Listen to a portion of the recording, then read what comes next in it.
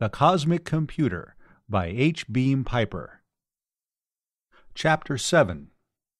52 years before, they had come to the mesa in the Badlands and dug a pit on top of it, 1,000 feet in diameter and more than 500 deep. And in it they built a duplicate of the headquarters for 3rd Fleet Army Force Command. They built a shaft 100 feet in diameter, like a chimney at one side, and they ran a tunnel out through solid rock to the head of a canyon half a mile away. Then they buried the whole thing. 12 years later, when the war was over, they sealed both entrances and went away and left it. For a month each winter, cold rains from the east lashed the desert. For the rest of the year, it was swept by wind-blown sand. Wiregrass sprouted, and thornbush grew. Nature, the master camoufleur, completed the work of hiding the forgotten headquarters. Little things, not unlike rabbits, scampered over it, and bigger things, vaguely fox-like, hunted them. Hunted men came too, their air cars skimming low. None of them had the least idea what was underneath. The mesa top came suddenly to life, just as the sun edged up out of the east. Con and his father and Aunt Dawes came in first, in the recon car with which they had scouted and photographed the site a few days before. They circled at 1,000 feet, fired a smoke bomb, and then let down near where Con's map showed the head of the vertical shaft. The rest followed. First a couple of combat cars that circled slowly, scanning the ground, and then the Lester Dawes with her big guns and her load of equipment, and behind a queue of boats and scows and heavy engineering equipment on contragravity, and troop carriers full of workmen and guards, flanked by air cavalry, which circled above while everything else landed, then scattered out over a 50-mile radius. Occasionally there was a hammer of machine guns, either because somebody saw something on the ground that might need shooting at, or simply because it was a beautiful morning to make a noise. The ship settled quickly and daintily, while Con and Ance and Rodney Maxwell sat in the car and watched. Immediately she began opening like a beetle bursting from its shell, large sections of armor swinging outward. Except for the bridge and gun turrets, almost the whole ship could be opened. She had been designed to land in the middle of a battle and deliver ammunition when seconds could mean the difference between life and death. Jeeps and lifters and manipulators and things floated out of her. Scows began landing and unloading prefabbed elements. A water tank landed, and the cook shed began going up beside it. A lorry came in with scanning and probing equipment, and a couple of men jumped off and huddled over a photoprint copy of one of Con's maps. Con lifted the car again and coasted it a half-mile to where the cleft in the mesa started. There were half a dozen claw-armed manipulators already there, and 2 giant power shovels. Jerry Rivas and one of the engineers Kurt Fawsey had hired had gotten out of a jeep and were looking at another photoprint of the map. Rivas pointed to the head of the canyon, where a mass of rock had slid down. "That's it. You can still see where they put off the shots." The canyon was long enough and wide enough for the Lester Dawes to land in it. She could be loaded directly from the tunnel. The manipulators began moving in, wrestling with the larger chunks of rock and dragging or carrying them away. Power shovels began grunting and clanking and rumbling.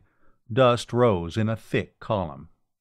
Toward mid-morning, the troop carriers which served as school buses in Litchfield arrived, loaded with more workmen.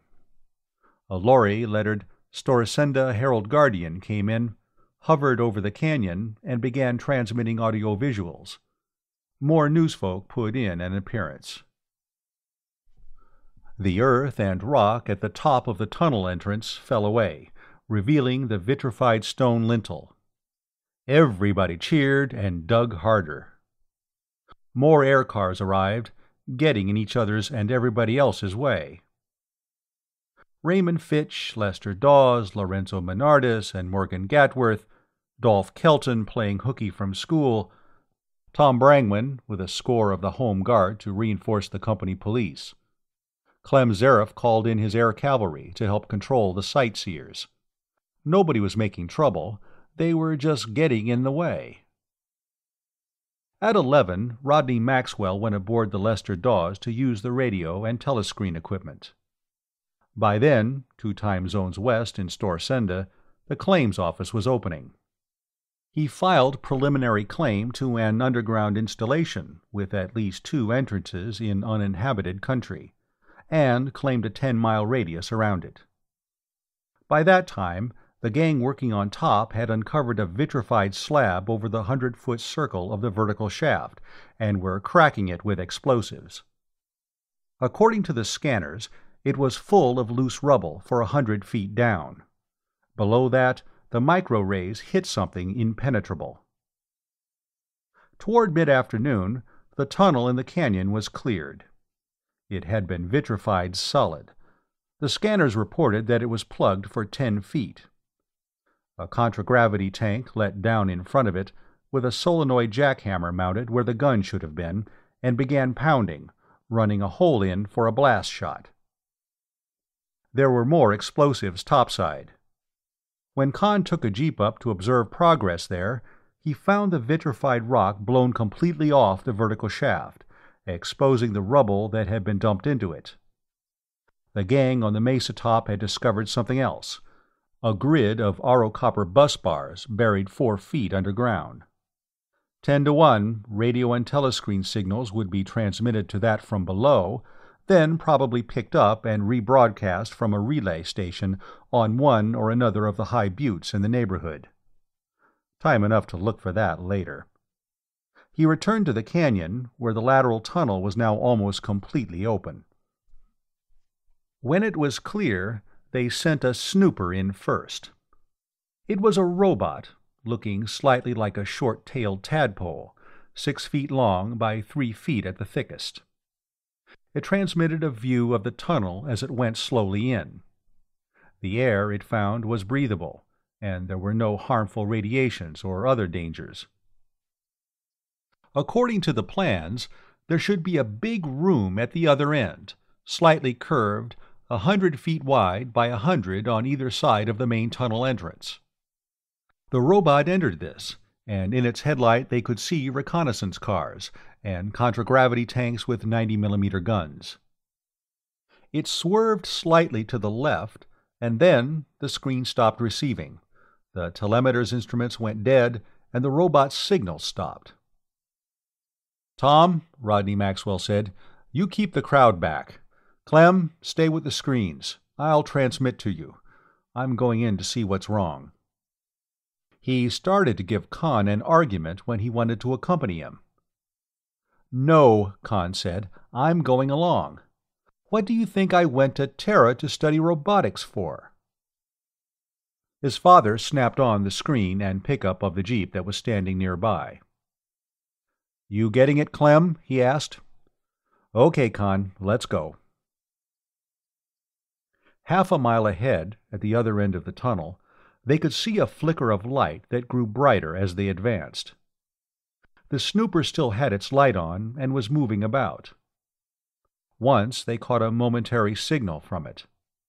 As Rodney Maxwell piloted the jeep, Khan kept talking to Clem Zareff outside. Then they were at the end of the tunnel and entering the room ahead.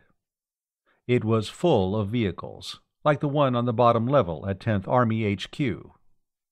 As soon as they were inside, Clem Zareff's voice in the radio stopped, as though the set had been shot out. "Clem, what's wrong? We aren't getting you," his father was saying. The snooper was drifting aimlessly about, avoiding the parked vehicles. Khan used the manual control to set it down and deactivate it, then got out and went to examine it. "Take the jeep over to the tunnel entrance," he told his father. "Move out into the tunnel a few feet. Relay from me to Clem." The jeep moved over. A moment later, his father cried, "He's getting me. I'm getting him. What's the matter with the radio in here? The snooper's all right, isn't it?" It was. Khan reactivated it and put it up above the tops of the vehicles. "Sure, we just can't transmit out." "But only a half-mile of rock. That set's good for more than that. I'll transmit clear through Snagtooth." "It won't transmit through Collapsium." His father swore disgustedly, repeating it to Zareth outside. Khan could hear the old soldier in the radio make a similar remark. They should have all expected that in the first place. If the Third Force High Command was expecting to sit out a nuclear bombardment in this place, they'd armor it against anything. "Bring the gang in. It's safe as far as we've gotten," his father said. "We'll just have to string wires out." Khan used his flashlight and found the power unit for the room lights. All the overhead lights were wired to one unit, if wired were the word for gold leaf circuits cemented to the walls and covered with insulating paint. For the heavy stuff, like the ventilator fans, they'd have to find the central power plant. He looked around the big room, poking into some of the closets that lined it. Radiation-proof clothing, tools, arms and ammunition, first aid kits, emergency rations. All the vehicles were plated in shimmering collapsium. The crowd started coming in. The work gang selected for the first exploration work, most of them old hands of Rodney Maxwell's. The engineers they had recruited. Mohammed Matsui, he had a gang of his own, the same one he had been using in tearing down the converter at 10th Army. The stockholders and officials, the press, and everybody else Tom Brangwen's police hadn't been able to keep out. The power plant was at the extreme bottom. Matsui began looking it over at once. Above it they found the service facilities air and water plant, pumps for the artesian well, sewage disposal. Then repair ships and a laboratory, and laundries and kitchens above that. "Where do you suppose it is?" Kurt Fawsey was asking. "Up at the very top, I suppose. Let's go up and work down. I can't wait till we've found it." Like a kid on Christmas Eve, Khan thought. And there was no Santa Claus, and Christmas had been abolished. The place was built in concentric circles, level above level. Combat equipment nearest the tunnel exit and nearest the vertical shaft, and ambulances and decontamination units and equipment for relief and rebuilding next. Storerooms, mile on circular mile of them. Not the hasty, pack-rat cramming he'd seen at 10th Army. Everything had been brought in order, carefully piled or racked, and then left. More stores for the next 3 levels up. Then living quarters. Enlisted men's and women's quarters, no sign of occupancy. Enlisted kitchens and mess halls, untouched. Most of the officers' quarters were similarly unused, but here and there some had been occupied. A sloppily made bed, a used cake of soap in the bathroom, an empty bottle in a closet. Officers' commissary stores had been used from and replaced. The officers' mess hall and kitchen had been in constant use, and the officers' club had a comfortably scuffed and lived-in look. There had been a few people there all the time of the war. Men and women, all officers or civilians, Clem Zareth said. Didn't even have enlisted men to cook for them. And we haven't found a scrap of paper with writing on it, or an inch of recorded sound tape or audiovisual film.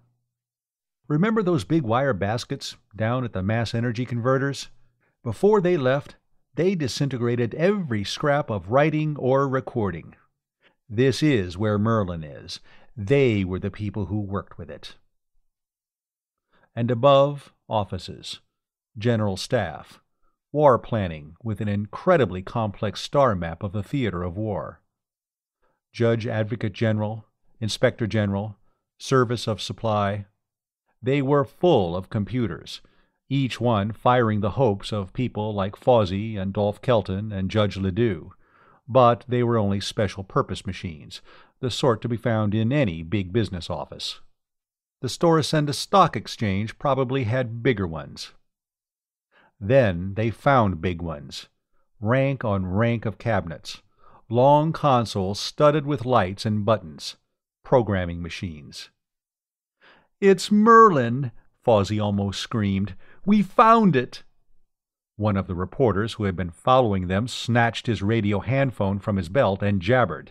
Then, realizing that the collapsium shielding kept him from getting out with it, he replaced it and bolted away. "Hold it!" Khan yelled at the others, who were also becoming hysterical. "Wait till I take a look at this thing." They managed to calm themselves. After all, he should know what it was. Wasn't that why he'd gone to school on Terra? They followed him from machine to machine, first hopefully, and then fearfully. Finally, he turned, shaking his head and feeling like the doctor in a film show, telling the family that there's no hope for Grandpa. This is not Merlin. This is the personnel file machine. It's taped for the records and data of every man and woman in the Third Force for the whole war. It's like the student record machine at the university. Might have known it. This section in here's marked G1 all over everything. That's personnel. Wouldn't have Merlin in here, Clem Zaroff was saying. "Well, we'll just keep on hunting for it till we do find it," Kurt Fawsey said. "It's here somewhere. It has to be." The next level up was much smaller. Here were the officers of the top echelons of the Force Command staff. They, unlike the ones below, had been used. From them, too, every scrap of writing or film or record tape had vanished. Finally, they entered the private office of Force General Fox Travis. It had not only been used, it was in disorder. Ashtrays full, many of the 40-year-old cigarette ends lipstick-tinted, chairs shoved around at random, 3 bottles on the desk, with Terran bourbon labels, 2 empty and 1 with about an inch of whiskey left in it, but no glasses. That bothered Khan. Somehow he couldn't quite picture the commander and staff of the 3rd Fleet Army Force passing bottles around and drinking from the neck. Then he noticed the wall across the room was strangely scarred and scratched. Dropping his eye to the floor under it, he caught the twinkle of broken glass.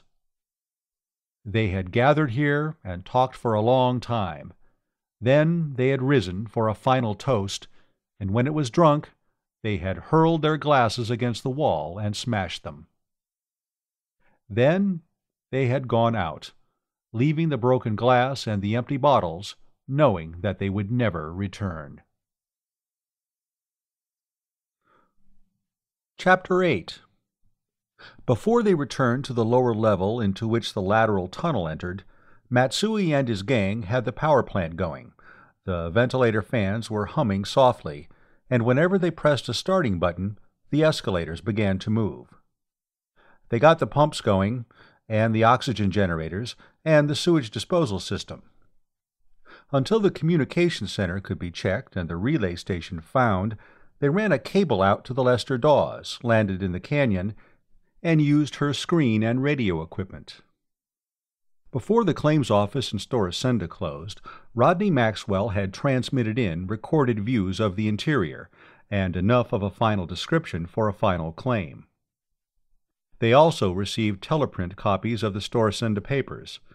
The first story, in an extra edition of the Herald Guardian, was headlined, "Merlin Found!" That would have been the reporter who bolted off prematurely when they first saw the personnel record machines. Khan wondered if he still had a job. A later edition corrected this, but was full of extravagant accounts of what had been discovered. Merlin or no Merlin, Force Command Duplicate was the biggest abandoned property discovery since the Third Force left the Tri-System. The camp they had set up on top of the mesa was used that night only by Clem Zareff's guards. Everybody else was inside, eating cold rations when hungry, and when they could keep awake no longer, bedding down on piles of blankets, or going up to the barracks rooms above. The next day they found the relay station which rebroadcast signals from the buried aerial, or wouldn't one say subterrial, on top of the mesa.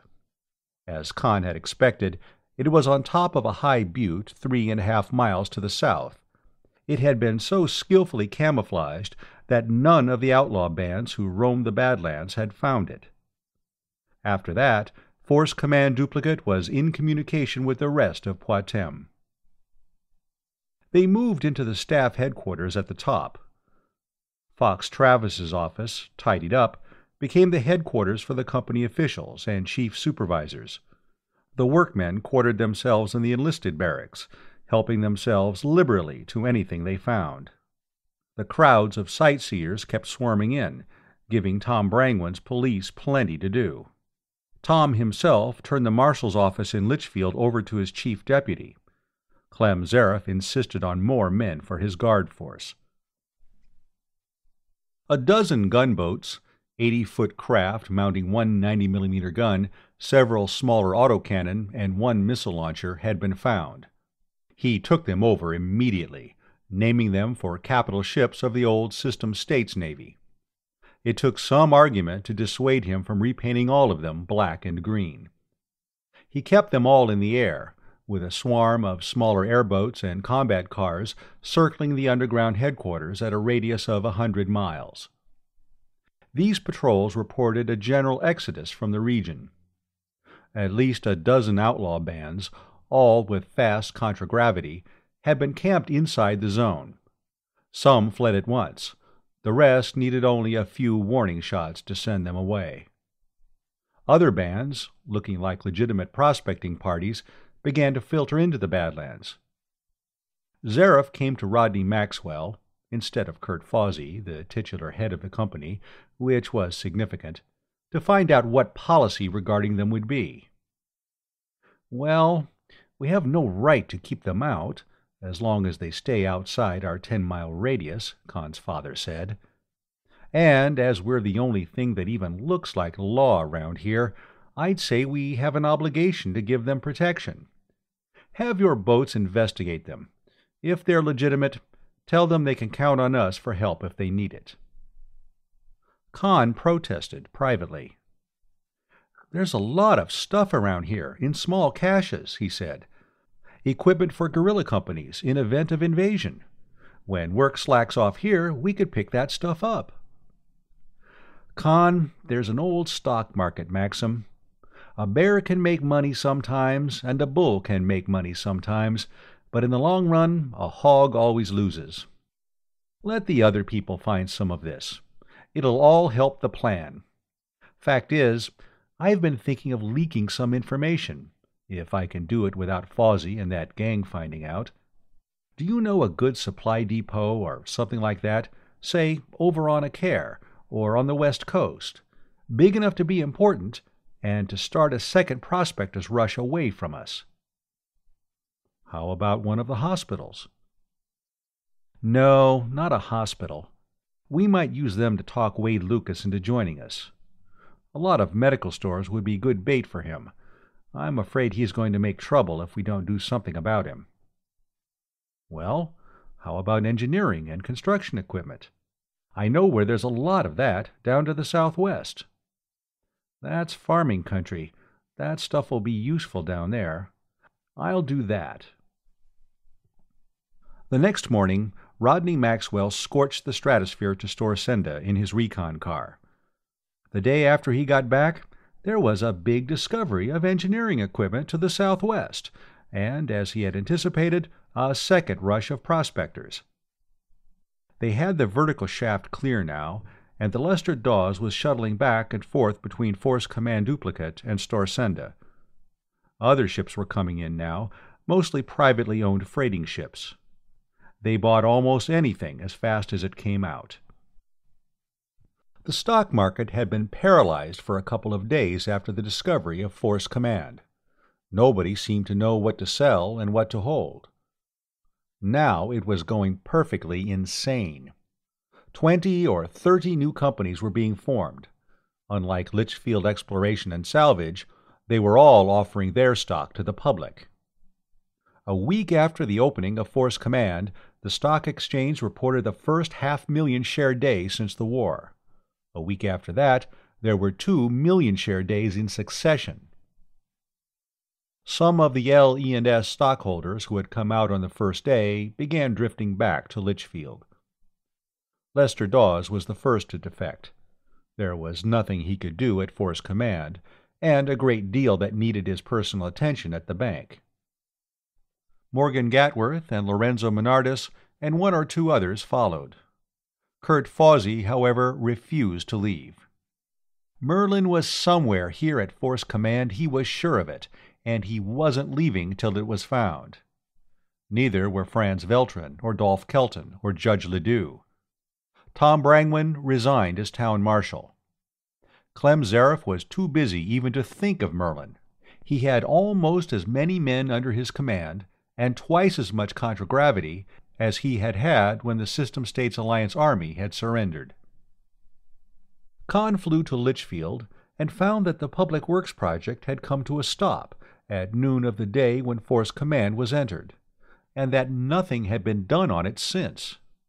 The cold vitrifier was still standing in the middle of the mall, and topside Litchfield was littered in a dozen places with forsaken equipment and half-completed paving. There was no one in Kurt Fawsey's office in the Airlines building, and the employment office was jammed with migratory workers vainly seeking jobs. He hunted up Morgan Gatworth, the lawyer. "Can't some of you get things started again?" he wanted to know. "This place is worse than it was before they started cleaning up." "Yes, I know." Gatworth walked to an open window and looked down on the littered mall. "But everybody just dropped everything as soon as you opened Force Command. Kurt Fawsey's not been back here since." "Well, you're here. Lester Dawes and Lorenzo Menardis are here. Why don't you just take over? Kurt Fawsey couldn't care less what you do. He's forgotten he's mayor of Litchfield. He's forgotten there is a Litchfield." "Well, I don't like to just move into the mayor's office and take over." From somewhere below, a submachine gun hammered. There were yells, pistol shots, and the submachine gun hammered again, a couple of short bursts. "Some of the farm tramps who can't get jobs, trying to steal something to eat, I suppose," Kahn commented. Gatworth was frowning thoughtfully. He'd only need one more, very slight push. "Why don't you talk to Wade Lucas? He's got brains, and he's honest. Nobody but an honest man would have made himself as unpopular as Lucas has. If you pretend to be disillusioned with this Merlin business, it might help convince him. He was blaming you and your father for what's been going on here in the last 2 weeks. Yes, he'd help get things straightened out." At home, he found his mother simply dazed. She was happy to see him, and solicitous about his and his father's health. It seemed at times, though, as if he were somebody she had never met before. Events had gotten so far beyond her that she wasn't even trying to catch up. Flora, returning from school, stopped short when she saw him. "Well, I hope you like what you've done," she greeted him. "For a start, yes." "For a start, you know what you've done." "Yes. I don't know what you think I've done, though. Tell me." "You've turned everything into a madhouse. You've set this whole world Merlin crazy. Look at the stock market." "You look at it. All I can see is a pack of lunatics playing Russian roulette with 5 chambers loaded out of 6. Some of this so-called stock that's being peddled around isn't worth 5 millisols a share. Seekers for Merlin Limited closed today at 170. You notice there isn't any LE&S being traded. If you don't believe me, talk to Lester Dawes. He'll tell you what we think of this market." "Well, it's your fault." "In part it's my fault that any of these quarter-wits have any money to play the market with. They wouldn't have money enough to play a 5-cent assault slot machine if we hadn't gotten a little business started." There was just a little truth to that, too. A few woolen socks were coming out from under mattresses, and a few tin cans were being exhumed in cellars, since the new flood of Federation equipment and supplies had gotten on the market. He'd seen a freshly lettered sign on Len Yanaguchi's tailor shop: "Quarter price in Federation currency." That night, however, he had one of the nightmares he used to have as a child, a dream of climbing up onto a huge machine and getting it started, and then clinging, helpless and terrified, unable to stop it as it went faster and faster toward destruction. Clem Zareff's patrols were encountering larger outlaw bands, the result of gang mergers. They were fighting with prospecting parties, and prospecting parties were fighting one another. Much of this was making the newscasts. One battle between two regularly chartered prospecting companies lasted 3 days, with an impressive casualty list. Public demands were growing that the planetary government do something about the situation. The government was wondering what to do or how. There were indignant questions in Parliament. Finally, the government dragged a couple of armed ships off Mothball Row, a combat freighter like the Lester Dawes, and a big assault transport, and began trying to get them into commission. And, of course, the market boom was still on. The newscasts were full of that, too. He had started worrying about if a bust came. Now he was worrying about what would happen when it did. Another good reason for wanting to get to Koshai and getting a hypership built. When the bust came, he and his father would want one very badly. In any case, it was time to begin getting an expedition ready for Barathrum Spaceport. Quite a few of the new companies had large contragravity craft, and the nascent planetary air navy was approaching a state of being. He wanted to get out there before anybody else did. Maybe if they got the hypership built soon enough, it would start a second, sound boom that would cushion the crash of the present speculative market when it came, as come it must. He talked to Clem Zareff about borrowing a couple of the 80-foot gunboats. Zareff's attitude was automatically negative. "We mustn't weaken our defense perimeter. We'd be inviting disaster. Why, this whole country in here is simply swarming with outlaws. They fired on one of our gunboats, the Werewolf, yesterday." He'd heard about that. Somebody had launched a missile from the ground, and the Werewolf had detonated it with a countermissile. It had probably been some legitimate prospecting company who'd taken the LENS craft for a pirate. And there was a battle down in the Devil's Pigpen day before yesterday. That had been outlaws. They had been annihilated by something calling itself Seekers for Merlin Limited, whose stock was still skyrocketing on the exchange. He mentioned that. "These other prospecting companies are doing a lot of our outlaw fighting for us, and as long as the country's full of small independent parties, the outlaws go after them and leave us alone." "Yes, and I have my doubts about a lot of these prospecting companies, and a lot of the outlaws, too," Zareff said. "I think a lot of them are Federation agents. They're waiting till we find Merlin, and then they'll all jump us." "Well," Khan adjusted his argument to the old rebel's obsession, "I'll admit that as a possibility. If so, we'll need heavier weapons than we have. This spaceport on Barathrum might be just the place to get them." "Yes, it might. Defense armament and the stored ship's weapons. Say, if we grab that place and move all the heavy guns and missiles here, we could stand off anybody."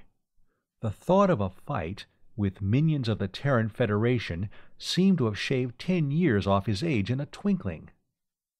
"You take the Lester Dawes and let's say 3 of these gunboats. Let me see. Goblin, Fred Karski, and Vampire, Charlie Gatworth, and Dragon, Stefan Jorison. They're all good men. Home Guard. Trained them myself."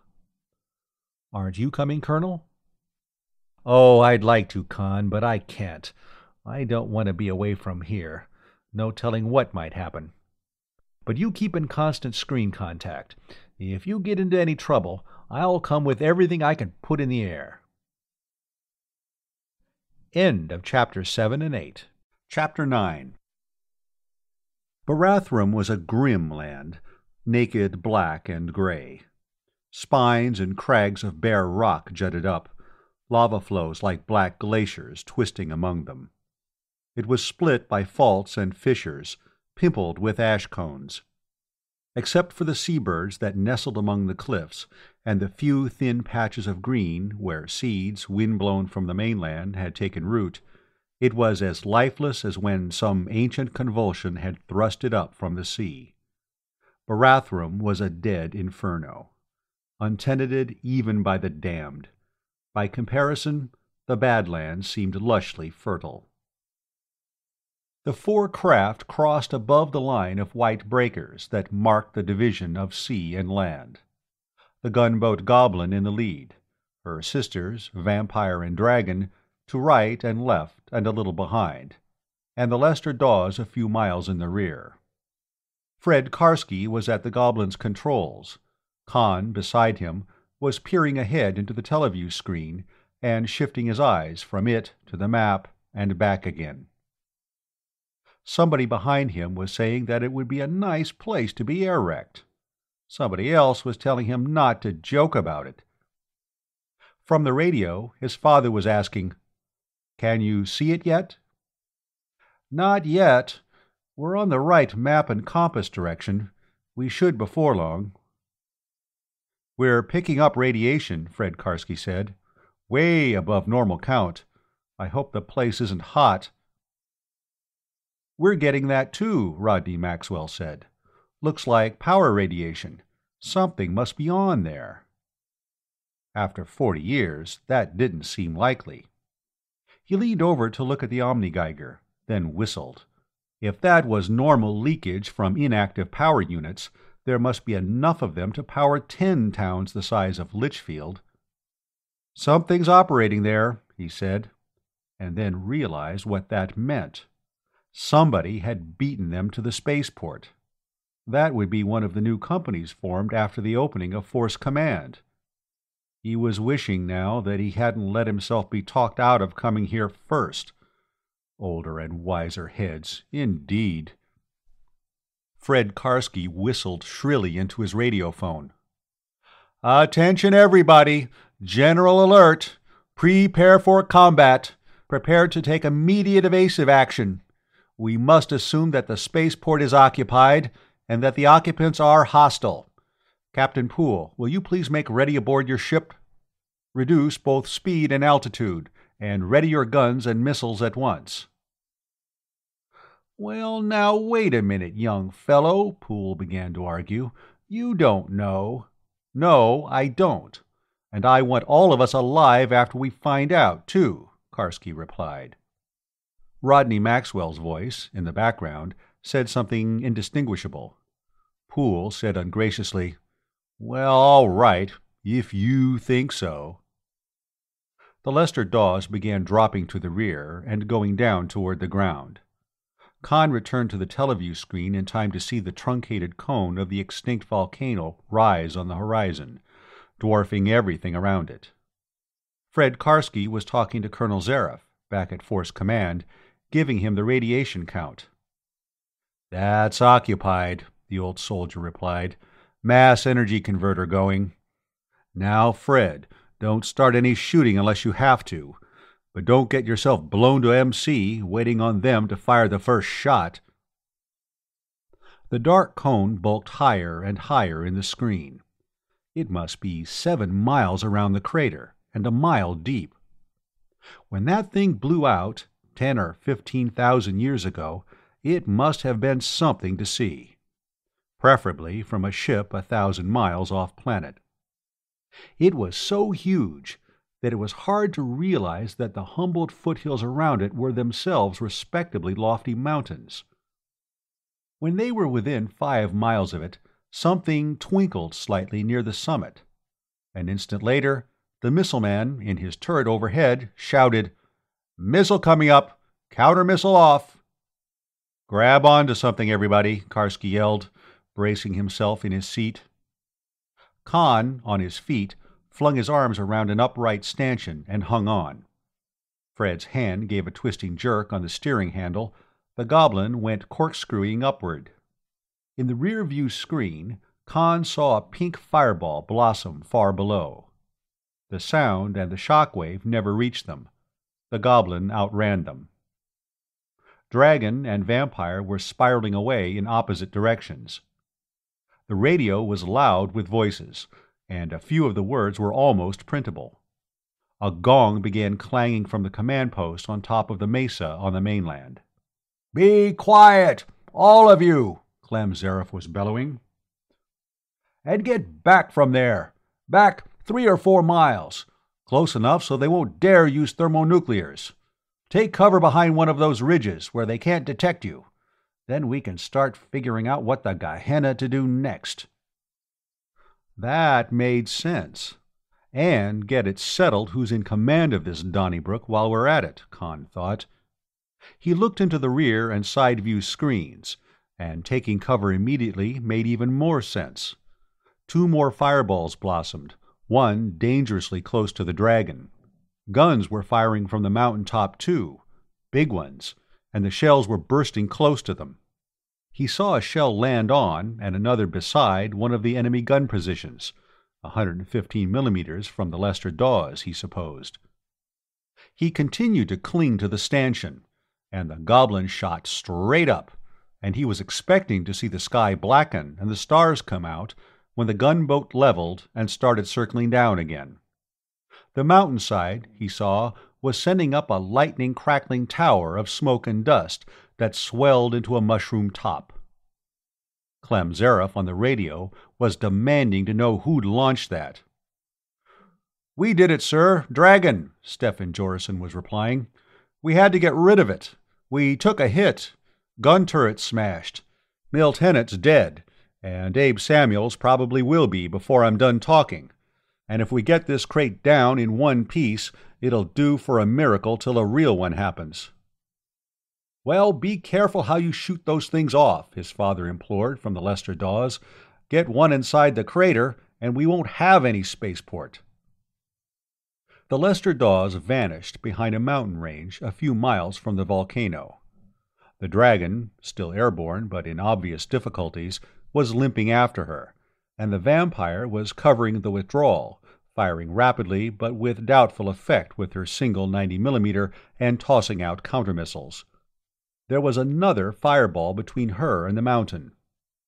Then, when the dragon had followed the Lester Dawes to safety, she turned tail and bolted, the goblin following. As they approached the mountains, something the shape of a recon car and about half the size passed them going in the opposite direction. As they dropped into chasm on the other side, another nuclear went off at the volcano. When Khan and Fred left the goblin and boarded the ship, they found Rodney Maxwell, Captain Poole, and a couple of others on the bridge. Charlie Gatworth, the skipper of the Vampire, Morgan Gatworth's son, was with them, and, imaged in a screen, so was Clem Zareth. One of the other screens, from a pickup on the Vampire, showed the dragon lying on her side, her turret crushed, and her gun, with the muzzle brake gone, bent upward. A couple of lorries from the Lester Dawes were alongside. As Khan watched, a blanket-wrapped body, and then another, were lowered from the disabled gunboat. "Fred, how are you and Charlie fixed for countermissiles?" Zareth was asking. "Get loaded up with them off the ship, as many as you can carry.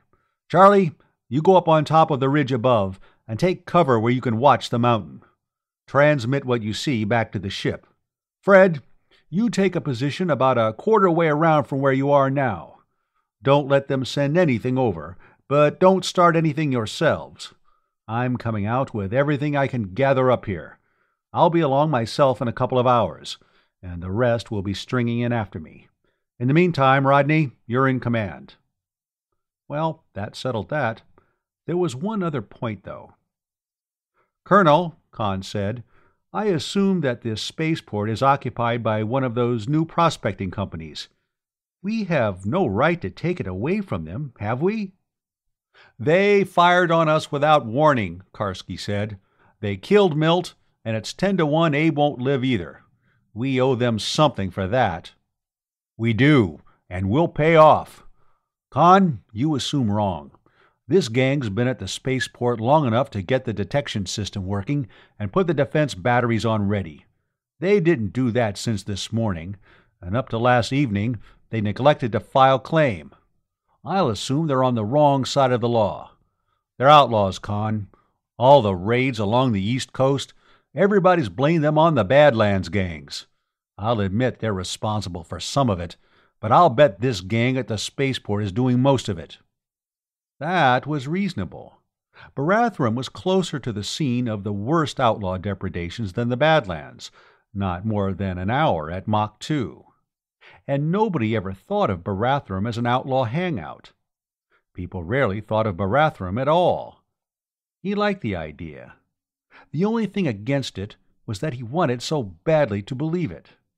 They brought the body of Milt Hennett aboard, and Abe Samuels, swatched in bandages and immobilized by narcotic injections. A few more of the Dragon's 6-man crew had been injured. Jorison, the skipper, had one trouser leg slit to the belt, and his right thigh splinted and bandaged. He took over the Lester Dawes missile controls, which he could manage sitting in one place. Fred Karski and Charlie Gatworth went aboard their craft and lifted out. For a long time, nothing happened. Khan got out the plans of the volcano spaceport and the photo maps of the surrounding area. The principal entrance, the front door of the spaceport, was the crater of the extinct volcano itself. It was ringed, outside, with launching sites and gun positions, and according to the data he had, some of the guns were as big as 250 millimeter. How many outlaws there were to man them was a question a lot of people would get killed trying to answer. The ship docks and shops were down on the level of the crater floor, in caverns, both natural and excavated, that extended far back into the mountain. There were 2 galleries, one above the other, extending entirely around the inside of the crater near the top. Passages from them gave access to the outside gun and missile positions. With a dozen ships the size of the Lester Dawes, and about 5,000 men, and a CO who wasn't concerned with trivialities like casualties, they could have taken the place in half an hour. With what they had, trying to fight their way in at the top was out of the question. There was another way in. He had known about it from the beginning, and he was trying desperately to think of a way not to utilize it. It was a tunnel 2 miles long, running into some of the bottom workshops and storerooms back of the ship berths from a big blowhole or small crater at the foot of the mountain. According to the 50-year-old plans, it was big enough to take a gunboat in, and on paper it looked like a royal highway straight to the heart of the enemy's stronghold. To Khan, it looked like a wonderful place to commit suicide. He'd only had a short introductory course, in 1 semester, in military and protective robotics, just enough to give him a foundation if he wanted to go into that branch of the subject later. It was also enough to give him an idea of the sort of booby traps that tunnel could be filled with. He knew what he'd have put into it if he'd been defending that place. Colonel Zaroff had sent one last message from Force Command when he lifted off with a flight of recon cars. After that, he maintained a communication blackout. It was an hour and a half before he got close enough to be detected from the outlaw stronghold. Immediately, the volcano began spewing out missiles. Poole hastily took the Lester Dawes 10 miles down the Rift Valley in 60 seconds, while Stefan Jorson put out a nuclear warhead missile and left it circling about where the ship had been. From their respective positions, Fred Karski and Charlie Gatworth filled the airspace midway to the volcano with countermissiles, each loaded with 4 rockets. There were explosions, fireballs in the air, and rising cumulus clouds of varicolored smoke and dust. Only about half the enemy missiles reached the Lester Dawes' former position. When the controllers, back at the volcano, couldn't see the ship in their screens, the missiles bunched together. Immediately, Jorison sent his missile up to join them and detonated it. Including his own, 8 nuclear weapons went off together in a single blast that shook the ground like an earthquake and churned the air like a hurricane. Clem Zareth came on screen at once. "Now what did you do?" he demanded. "Blew the whole place up, didn't you?" Rodney Maxwell told him. Zareth laughed. "They might just think they got the ship. All the pickups would be smashed before they could see what really happened. You're about 10 miles south of that? Be with you in a few minutes." They got a screen on for his rear-view pickup. Zareth had with him a dozen recon cars, some of them under robo-control. 6 gunboats followed, and behind them, to the horizon, other craft were strung out: airboats, troop carriers, and freight scows. They could see enemy missiles approaching in Zareth's front screen. Counter-missiles got most of them, and a couple of pilotless recon cars were sacrificed. The Lester Dawes blasted more missiles as they crossed the top of the mountain range. Then Zareth's car was circling in and entering at one of the ship's open cargo ports. Zareth and Ance Dawes got out. "Gunboats are only half an hour behind," Zareth said. "Get some screens onto them, Ance. You know the combinations. Now let's see what kind of a mess we're in here." It was almost a miracle, the way the tottering old man Khan had seen on the dock at Litchfield when he had arrived from Terra had been rejuvenated. The rest of the reinforcements arrived slowly, sending missiles and counter-missiles out ahead of them. Zareth began worrying about the supply. The enemy didn't seem to be running short. By 1300, Khan noted the time incredulously, the battle seemed to have been going on forever, instead of just 4 hours. The Lester Dawes had moved halfway around the volcano and was almost due west of it, and the 8 gunboats were spaced all around the perimeter. Then one stopped transmitting. In the screens there was a rising fireball where she had been. The radio was loud with verbal reports. "Poltergeist," Zareth said, naming half a dozen names. 1 or 2 of them had been schoolmates of Khan's at the academy. He knew how he'd feel about it later, but now it simply didn't register. "They're launching missiles faster than we can shoot them down," he said.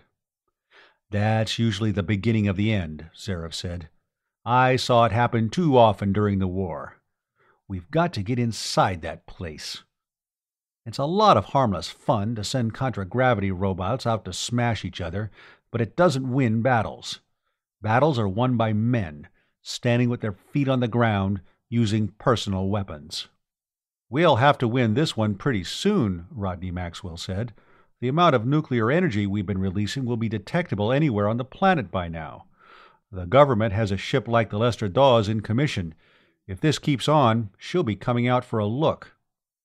"Then we'll have help," Captain Poole said. "We need government help like we needed the polka dot fever," Rodney Maxwell said. "If they get in it, they'll claim the spaceport themselves, and we'll have fought a battle for nothing." Well, that was it then. The spaceport was essential to the Maxwell plan. He'd gotten 7 men killed, 8 if the recon car that was taking Abe Samuels to the hospital in Litchfield didn't make it in time, and it was up to him to see that they hadn't died for nothing. He spread the photo map and the spaceport plans on the chart table. "Look at this," he said. Clem Zareth looked at it. He didn't like it any better than Khan had. He studied the plan for a moment, chewing his cigar.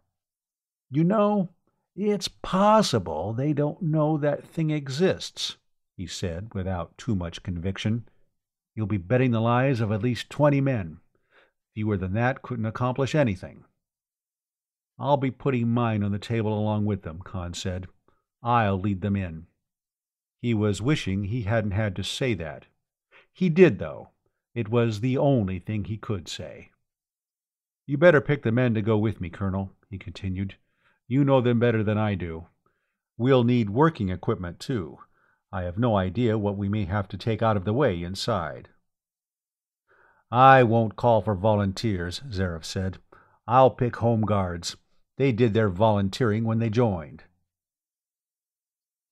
"Let me pick one man, Colonel," Ansdaw said. "I'll pick me." Chapter 10. They sent a snooper in first.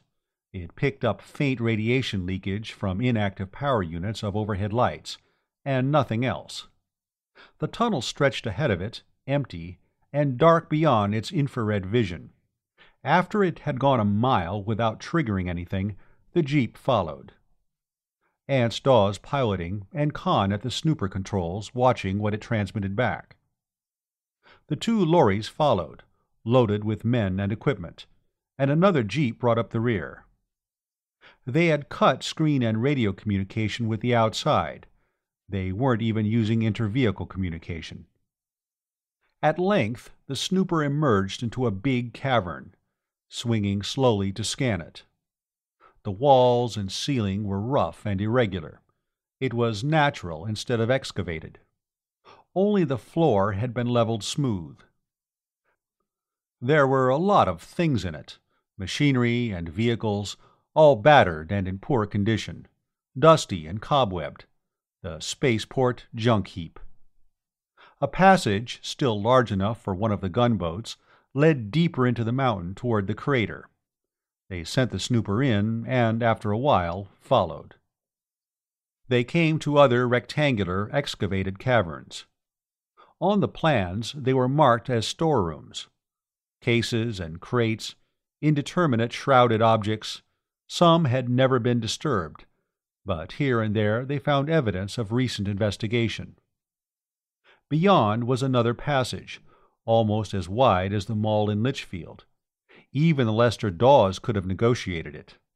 According to the plans, it ran straight out to the ship docks and the open crater beyond. Ants turned the jeep into a side passage, and Khan recalled the snooper and sent it ahead. On the plan, it led to another natural cavern. Half its width shown as level with the entrance. The other half was a pit, marked as 60 feet deep. Above this, and just under the ceiling, several passages branched out in different directions. The snooper reported visible light ahead, fluoroelectric light from one of the upper passages, and firelight from the pit. The air analyzer reported wood smoke and a faint odor of burning oil. He sent the snooper ahead, tilting it to look down into the pit. A small fire was burning in the center. Around it, in a circle, some 150 people, including a few women and children, sat, squatted, or reclined. A low hum of voices came out of the sound box. "Who the blazes are they?" Ants whispered. "I can't see any way they could have gotten down there." They were in rags, and they weren't armed. There wasn't so much as a knife or pistol among them. Khan motioned the lorries and the other jeep forward. "Prisoners," he said. "I think they were hauled down there on a scow, shoved off, and left when the fighting started." "Cover me," he told the men in the lorries. "I'm going down and talk to them." Somebody below must have heard something. As Ants took the jeep over and started floating it down, the circle around the fire began moving, the women and children being pushed to the rear and the men gathering up clubs and other chance weapons. By the time the jeep grounded, the men in the pit were standing defensively in front of the women and children. They were all dirty and ragged. The men were unshaven.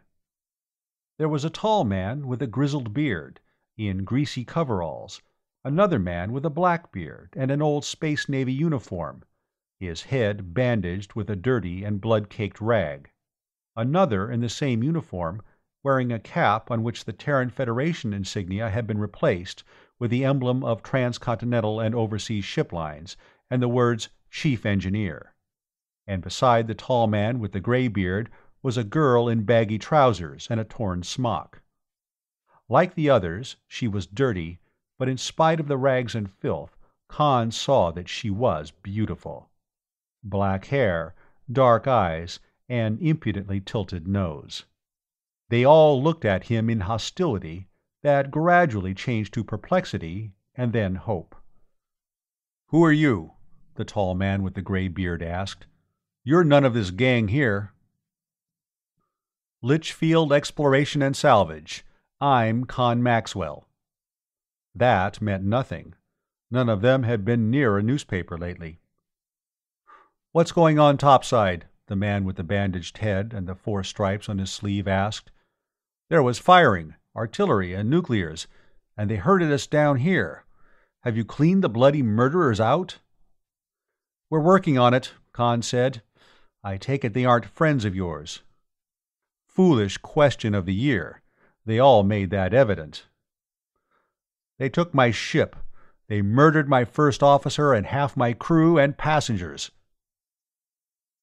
"They burned our home and killed our servants," the girl said.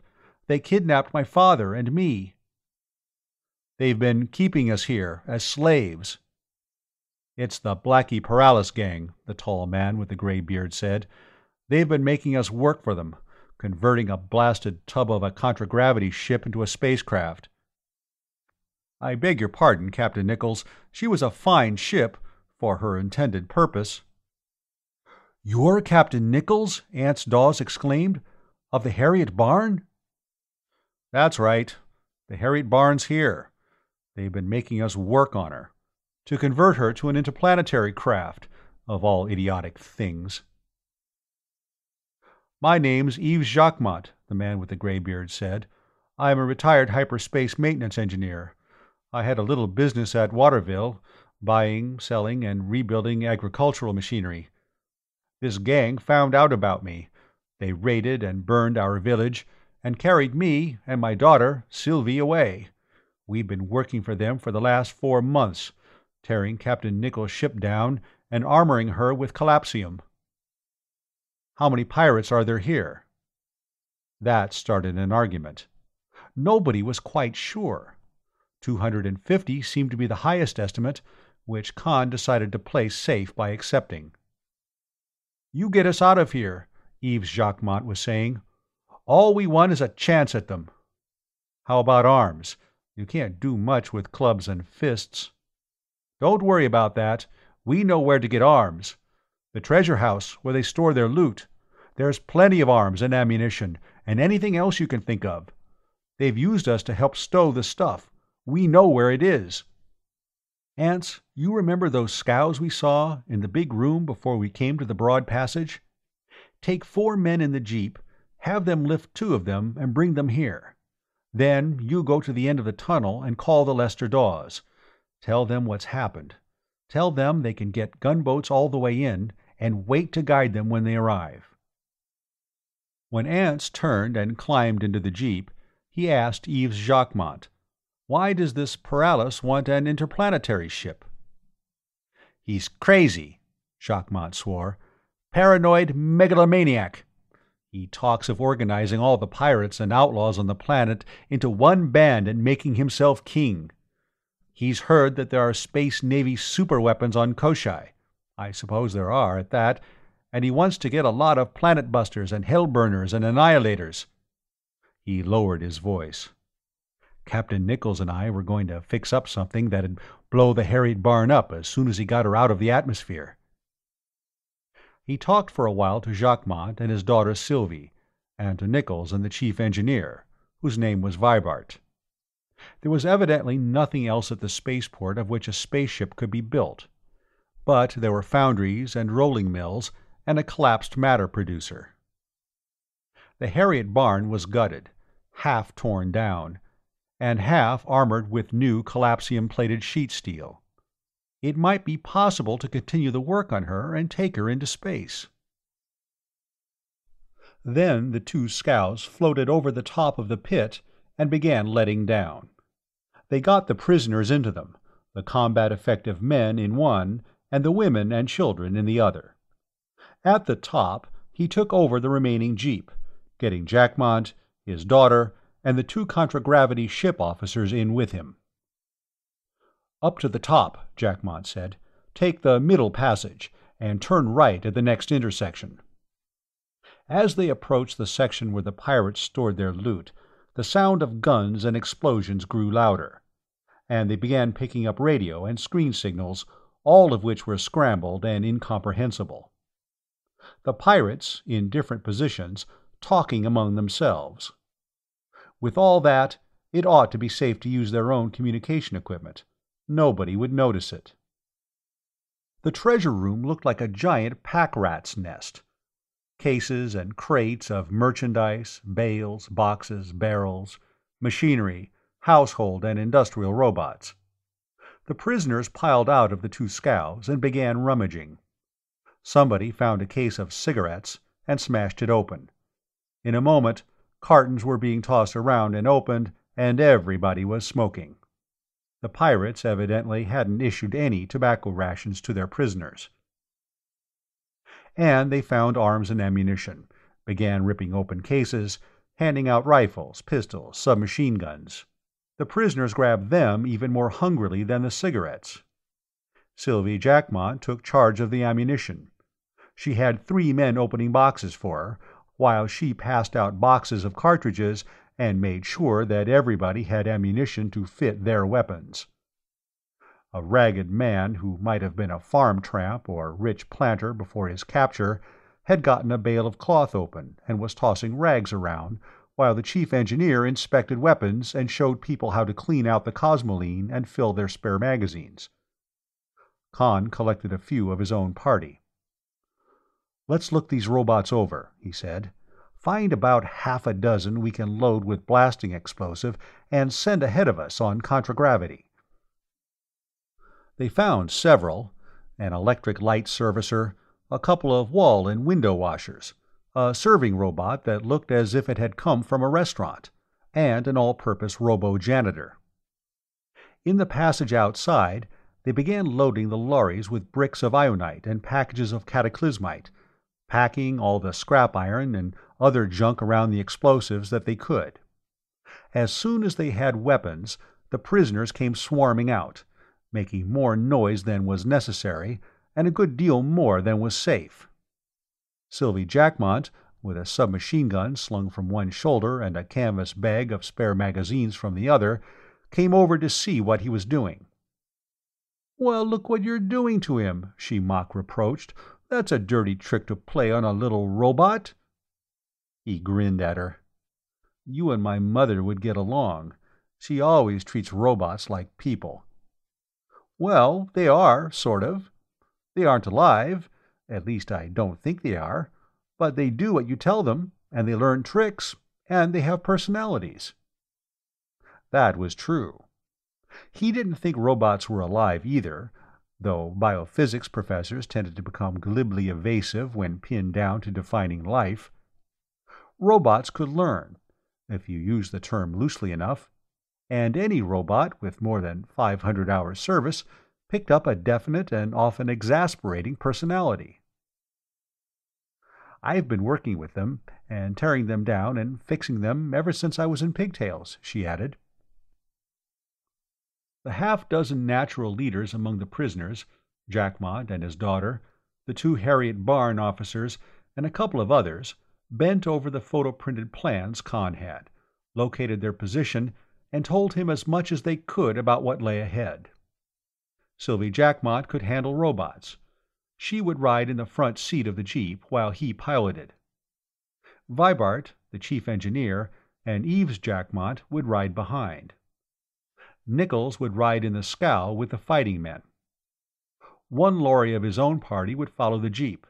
The other would bring up the rear. He snapped on the screen and punched the ship combination. Stefan Jorison appeared in it.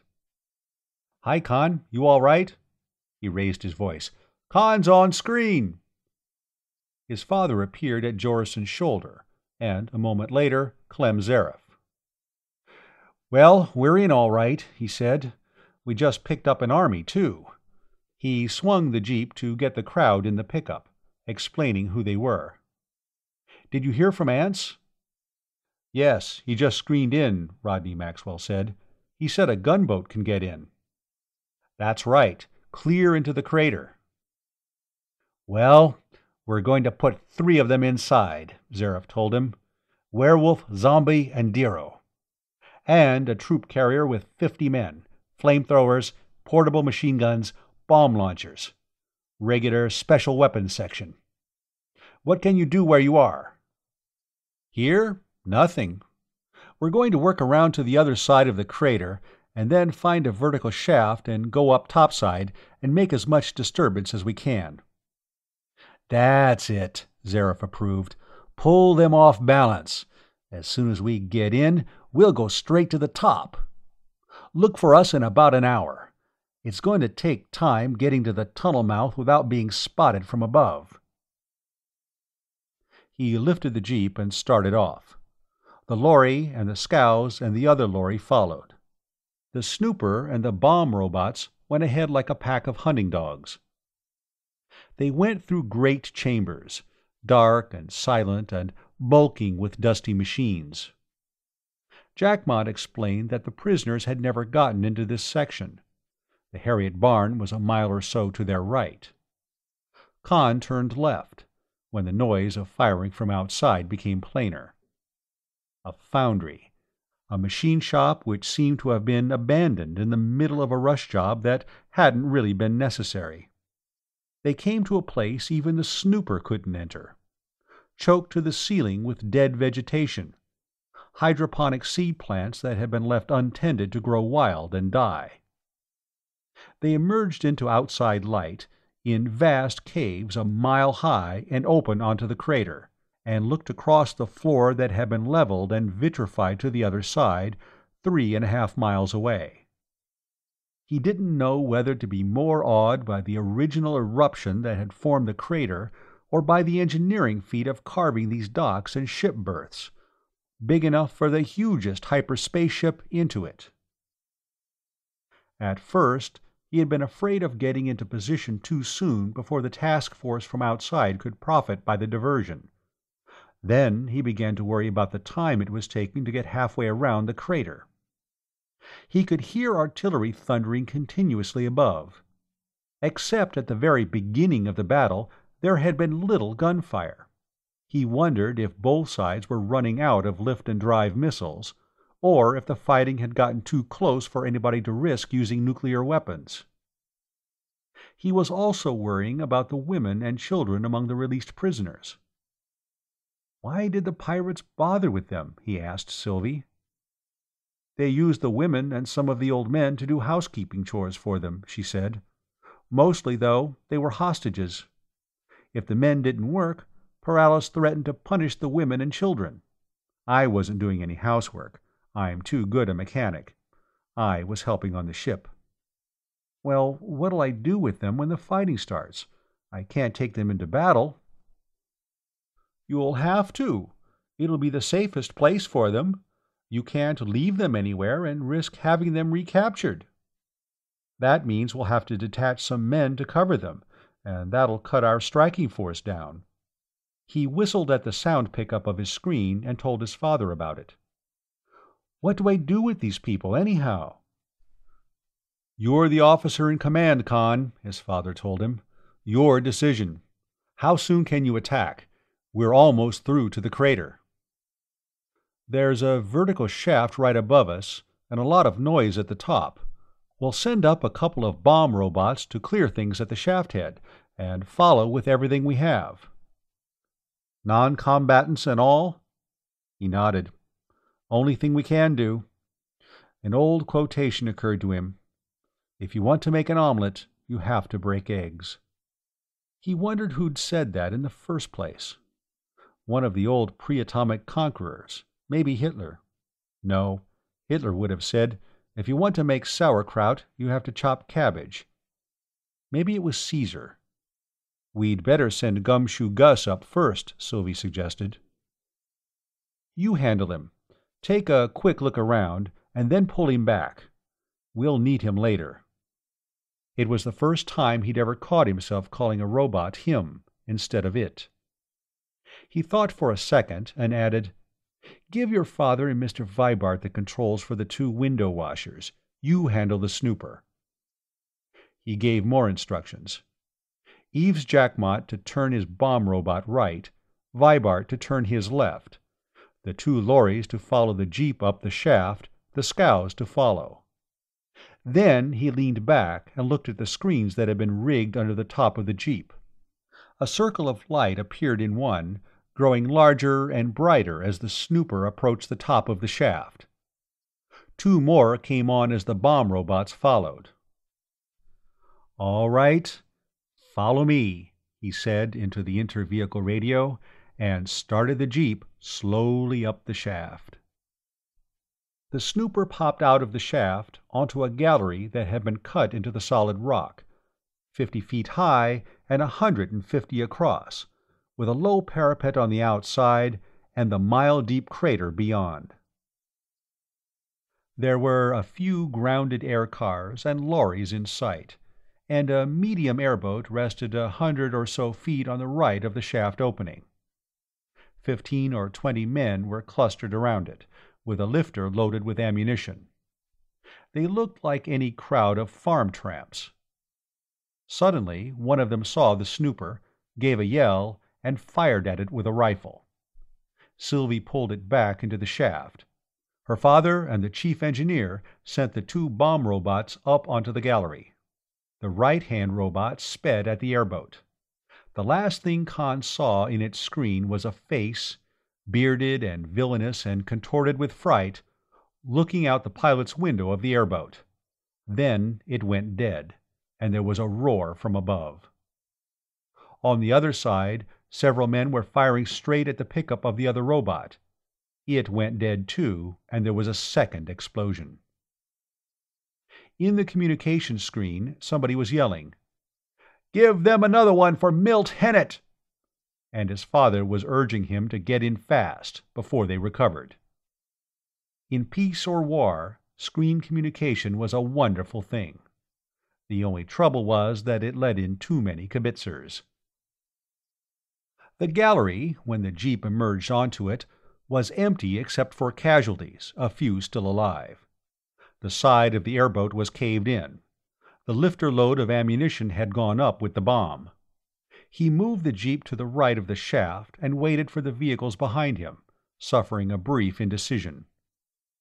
Never divide your force in the presence of the enemy.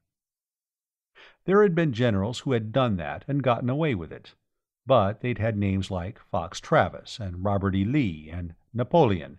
Napoleon. That was one who'd made that crack about the omelets. They'd known what they were doing.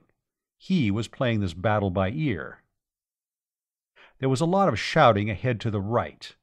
That meant live pirates, a deplorable situation which ought to be corrected at once.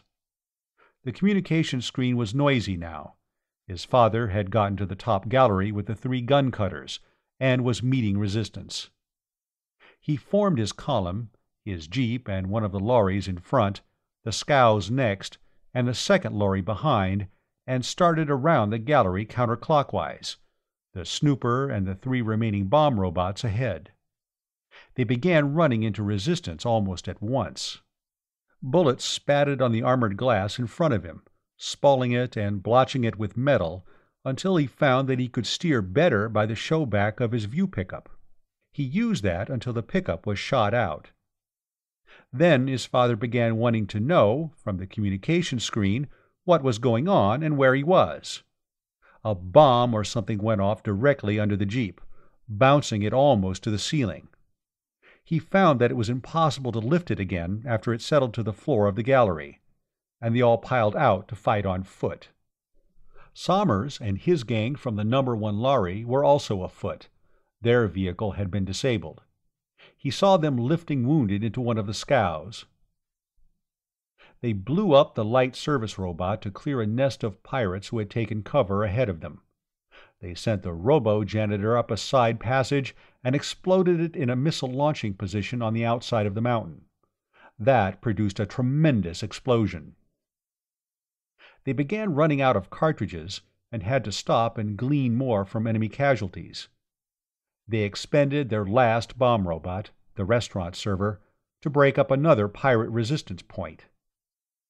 At length he found himself, with Sylvie and her father and one of the home guardsmen from Summers' lorry, lying behind an air car somebody had knocked out with a bazooka, with 2 dead pirates for company and a dozen distressingly live ones ahead behind an improvised barricade. Behind there was frantic firing. The near guard seemed to have run into trouble, probably from some gang that had come down from the upper level.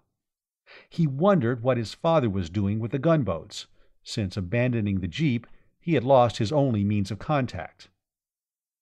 Suddenly, the men in front jumped up from their barricade and came running toward them. Been reinforced, now they were counterattacking. His rifle was empty. He drew his pistol and shot one of them, and then he saw that they were throwing up their hands and yelling for quarter. This was something new. He looked around quickly to make sure none of the liberated prisoners, except Jackmont and his daughter, were around, and then called to a couple of his own men to come up and help him. While they were relieving pirates of their pistol belts and cartridge bandoliers, more came up, their hands over their heads, herded by a combat car from which Tom Brangwyn covered them with a pair of 12mm machine guns. Tom hadn't put in an appearance before he had taken his commando force into the tunnel.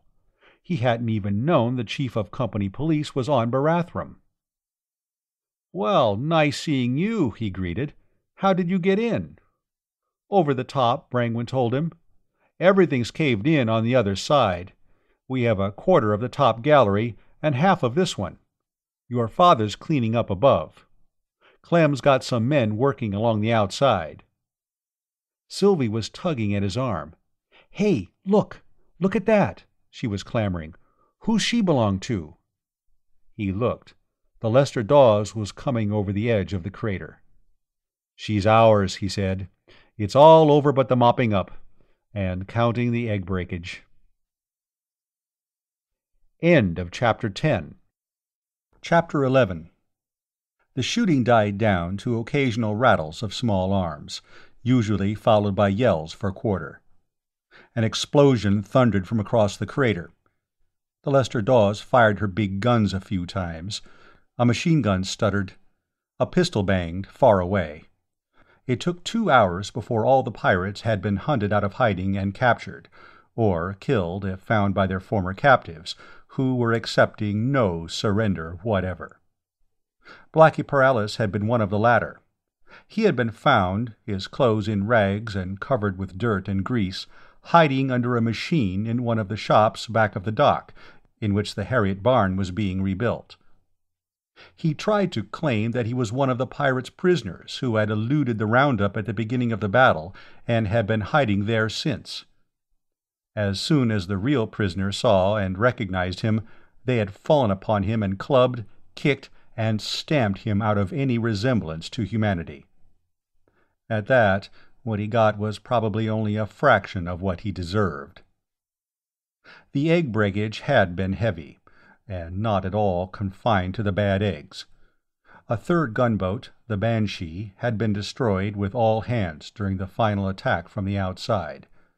In addition, a dozen men had been killed during the fighting in the galleries. Everybody was shocked, except Clem Zareth, who had been in battles before. He was surprised that the casualties had been so light.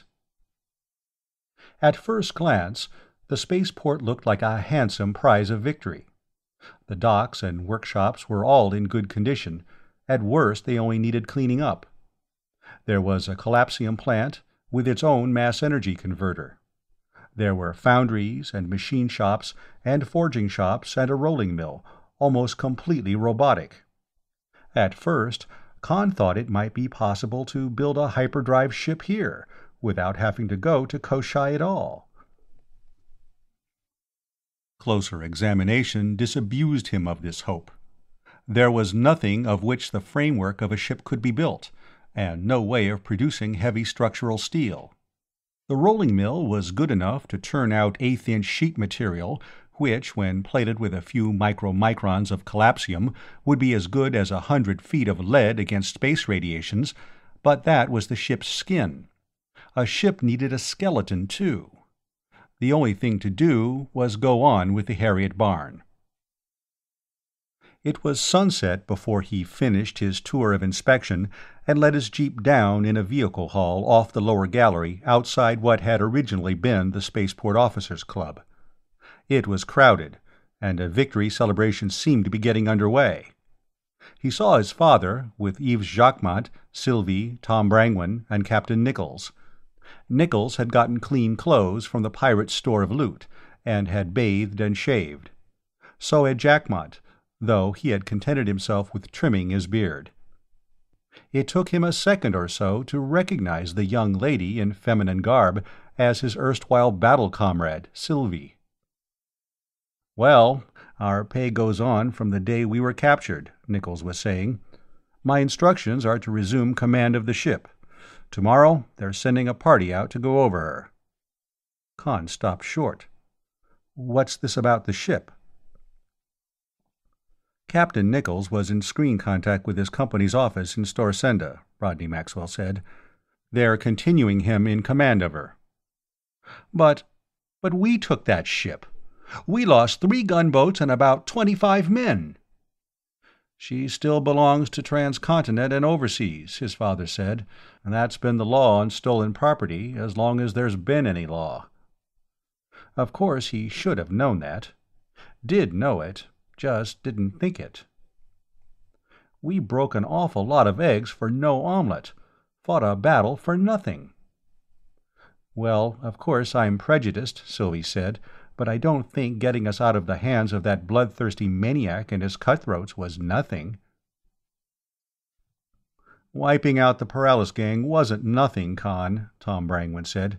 "You got no idea at all how bad things were the last couple of years." "I know, I'm sorry." He was ashamed of himself.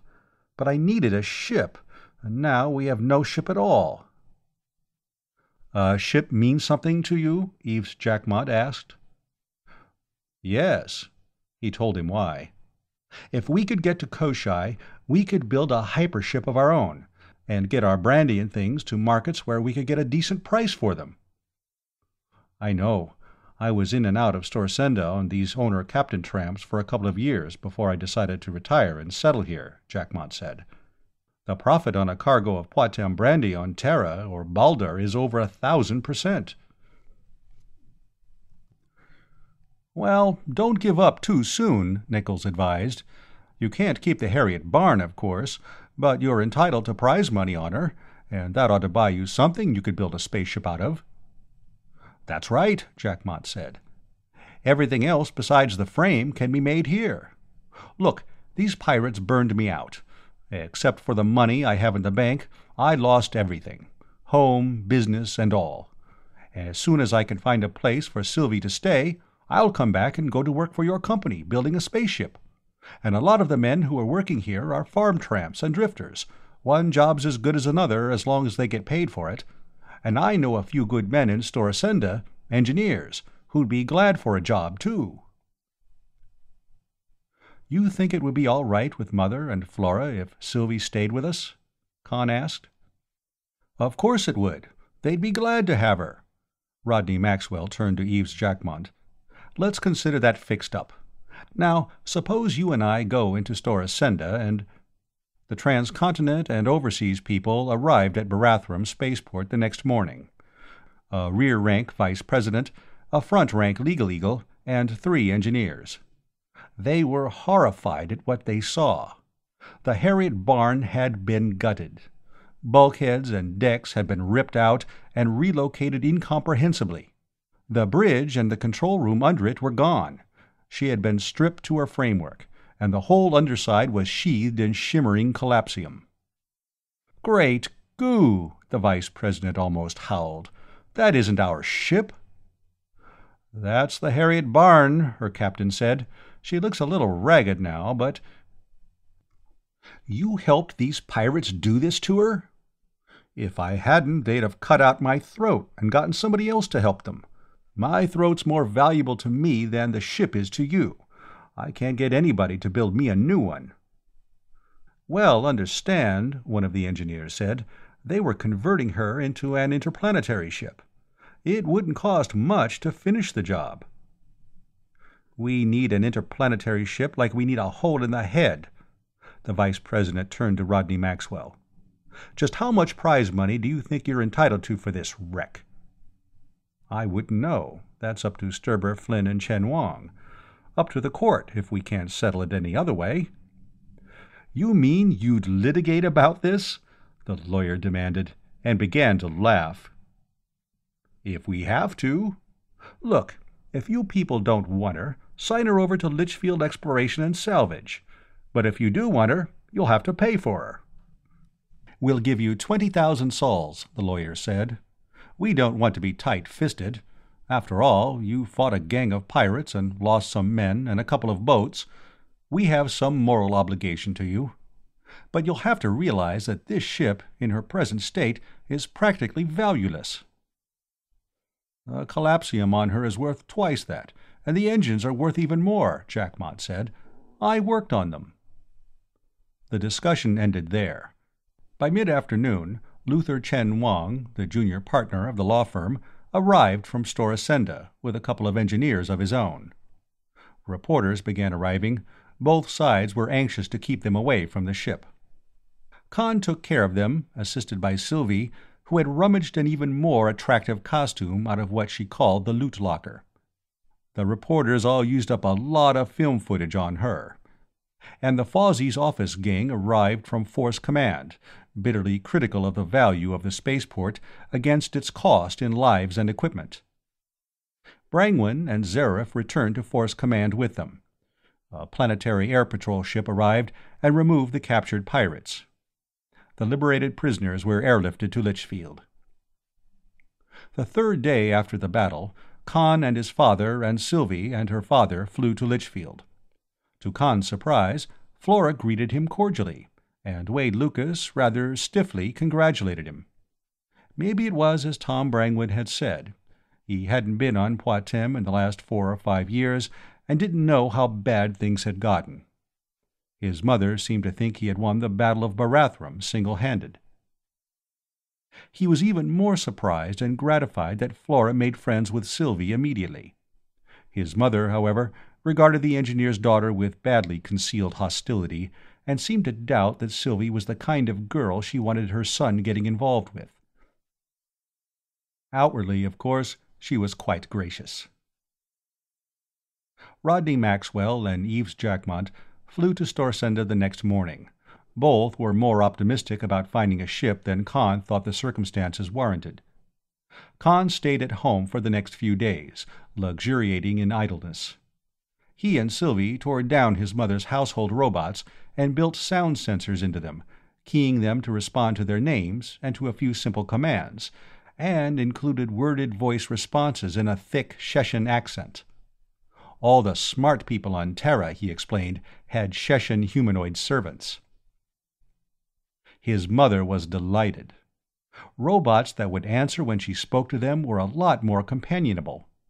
She didn't seem to think, however, that Sylvie's mechanical skills were ladylike accomplishments. Nice girls, Litchfield model, weren't quite so handy with a spot welder. That was what Khan liked about Sylvie. She was like the girls he'd known at the university. They were strolling after dinner down the mall. The air was sharp and warned that autumn had definitely arrived. The many brilliant stars, almost as bright as the moon of Terra, were coming out in the dusk. "Khan, this thing about Merlin," she began, "do you really believe in it?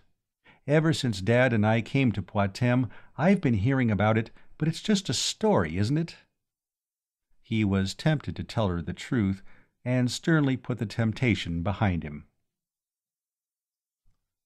"Of course there's a Merlin, Sylvie, and it's going to do wonderful things when we find it." He looked down the starlit mall ahead of him. Somebody, maybe Lester Dawes and Morgan Gatworth and Lorenzo Menardis, had gotten things finished and cleaned up. The pavement was smooth and unbroken. The litter had vanished. "It's done wonderful things already, just because people started looking for it," he said. "Some of these days, they're going to realize that they had Merlin all along and didn't know it." There was a faint humming somewhere ahead, and he was wondering what it was. Then they came to the long escalators and saw that they were running. "Why, look, they've got them fixed. They're running." Sylvie grinned at him and squeezed his arm. "I get you, chum," she said. "Of course there's a Merlin." Maybe he didn't have to tell her the truth. When they returned to the house, his mother greeted him. "Con, your father's been trying to get you ever since you went out. Call him right away. Ritz-Carlton Hotel, in Storsenda. It's something about a ship." It took a little time to get his father on screen. He was excited and happy. "Hi, Con. We have one," he said. "What kind of a ship?" "You know her. The Harriet Barn." That he hadn't expected. Something off Mothball Row that would have to be flown to Barathrum and torn down and completely rebuilt, but not the one that was there already, partly finished. "How the dickens did you wangle that?" "Oh, it was Eve's idea to start with. He knew about her. The T&O's been losing money on her for years. He said if they had to pay prize money on her and then either restore her to original condition or finish the job and build a spaceship they didn't want, it would almost bankrupt the company. They got up as high as 50,000 sols for prize money, and we just laughed at them. So we made a proposition of our own. We proposed organizing a new company, subsidiary to both LE&S and T&O, to engage in interplanetary shipping. Both companies to assign their equity in the Harriet Barn to the new company, the work of completing her to be done at our spaceport, and the labor cost to be shared. This would give us our spaceship and get T&O off the hook all around. Everybody was for it, except the president of T&O. Know anything about him?" Con shook his head. His father continued. "Name's Jethro Sasterman. He could play Scrooge in Christmas Carol without any makeup at all. He hasn't had a new idea since he got out of college, and that was while the war was still going on. Preposterous, utterly visionary and impractical," his father mimicked. Fortunately, a majority of the big stockholders didn't agree. They finally bullied him into agreeing. "We're calling the new company Alpha Interplanetary. We have an application for charter in, and that'll go through almost automatically." "Who's going to be president of this new company?" "You know him. Character named Rodney Maxwell. Eves is going to be vice president in charge of operations. He's flying to Barathrum tomorrow or the next day with a gang of technicians we're recruiting. T&O are giving us Clyde Nichols and Mac Vibart, and a lot of men from their shipyard. I'm staying here in Storsenda. We're opening an office here. By this time next week, we're all going to wish we'd been born quintuplets." "And Con Maxwell, I suppose, will be an influential non-office holding stockholder." "That's right, just like in LE&S. Chapter 12. He found Jerry Rivas and Ance Dawes and a score of workmen making a survey and inventory of the spaceport.